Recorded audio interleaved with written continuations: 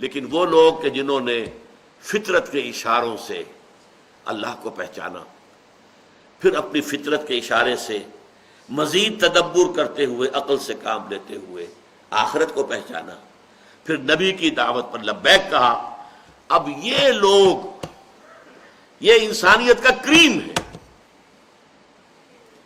لہذا ایک بات اچھی طرح سمجھ لیجئے، یہ منافق نہیں ہو سکتے،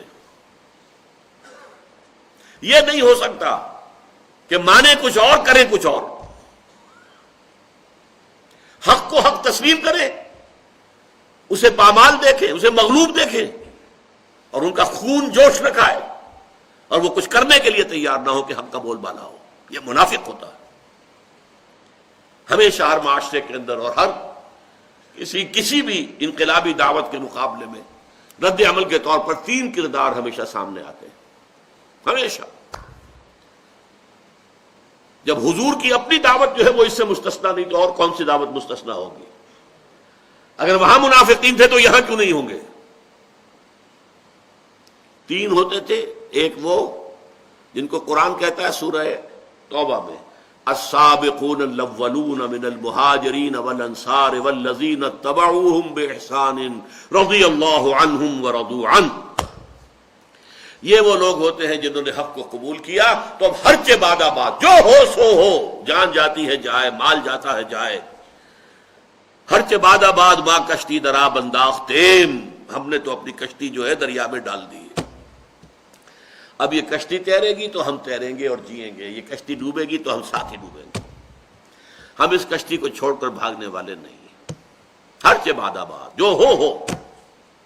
یہ ایک کردار ہوتا ہے۔ دوسرا کردار اس کے برعکس ہوتا ہے، جو مخالفت میں اڑ جاتا ہے، ڈٹ جاتا ہے، اپنے باطل نظام کو، باطل اعتقادات کو، باطل نظریات کو پروٹیکٹ کرنے کے لیے میدان میں آ جاتا ہے، مقابلے میں آ جاتا ہے۔ جیسے ابو جہل آ گیا، ابو لہب آ گیا، ولید بن مغیرہ آ گیا، عقبہ ابن ابی معیط آ گیا۔ یہ سب کون ہیں؟ یہ بالکل اپوزٹ کیٹیگری، لیکن یہ کھلے دشمن ہیں، سامنے سے وار کرتے ہیں، ان سے بچنا آسان ہے۔ ایک تیسری کیٹیگری ہوتی ہے ان بٹوین، کچھ مانا بھی لیکن کچھ کرنے کو تیار نہیں، جان پیاری ہے، مال پیارا ہے، بچ بچ کے چلو، سیفٹی فرسٹ، اپنا تحفظ، اپنی جان کا، اپنے مال کا۔ یہ ان دونوں کے بین بین، اور چونکہ اندیشہ ہوتا ہے اس کشمکش میں، کچھ پتہ نہیں یہ اہل ایمان جیت جائے تو بھائی ان سے بھی بنا کر رکھو، اپنے آپ کو مسلمانوں میں شامل کیے رکھو۔ اگر یہ جیت گئے، اور اگر کیا کافر جیت جائے، ان سے بھی دوستیاں رکھو، گڈ آفیسز اپنے برقرار رکھو، اگر وہ جیت گئے تو کیا ہوگا؟ یہ منافق کہلاتے ہیں۔ مذبذبین بین ذالک، سورہ نساء میں بڑی پیاری آیات آئی ہے۔ ایک ادھر ہے مومنین صادقین، السابقون الاولون من المہاجرین والانصار والذین اتبعوہم باحسان رضی اللہ عنہم ورضوا عنہ، وہ ادھر ہے۔ ایک وہ ہے ان الذین کفروا سواء علیہم انذرتہم ام لم تنذرہم لا یؤمنون۔ یہ لوگ کفر پر اڑ گئے ہیں، محمد کتنی بھی آپ تبلیغ کر لیں انہیں، یہ ایمان لانے والے نہیں ہیں۔ ابو جہل ماننے والا نہیں ہے، ابو لہب ماننے والا نہیں ہے، نہیں مانے گی۔ یہ تو کشاکش ہے، ہوگی ان دونوں کے مابین۔ البتہ بیچ میں مذبذبین بین ذالک، ان دونوں کے مابین کچھ ادھر بھی کچھ، اسی لیے دو منہ ہم کہتے ہیں۔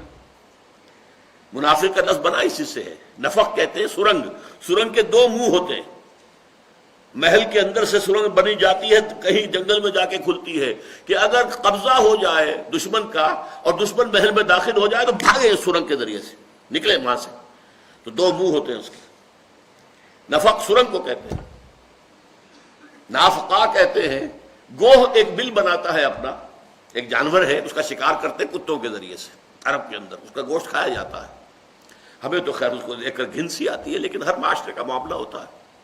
یوں سمجھیے بہت بڑی سی چھپکلی ہے وہ، لیکن گوہ کا گوشت کھایا جاتا ہے، تو اس کا شکار کرتے ہیں۔ وہ بھی اتنا ہوشیار جانور ہے، وہ اپنے جو نیچے بھٹ بناتا ہے زیر زمین، اس کے دو منہ رکھتا ہے، ادھر بھی ادھر بھی۔ ادھر سے کتا داخل ہو تو ادھر سے نکل کے بھاگ جائے، ادھر سے کتا آئے تو ادھر سے بھاگ جائے. یہ منافقین ہوتے ہیں.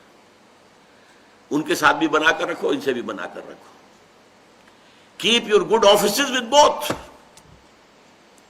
یہ ہر دور میں پائے گئے، نوٹ کر لیجئے. کوئی تحریک نہیں ہو سکتی جس میں کہ یہ تھرڈ ایلیمنٹ موجود نہ ہو. امپاسبل. اگر اس کا حق تھا تو محمد کی تحریک کو یہ حق تھا کہ کوئی منافق نہ ہوتا اس میں. خالص پاک ہوتی جماعت نہیں، منافقین تھے.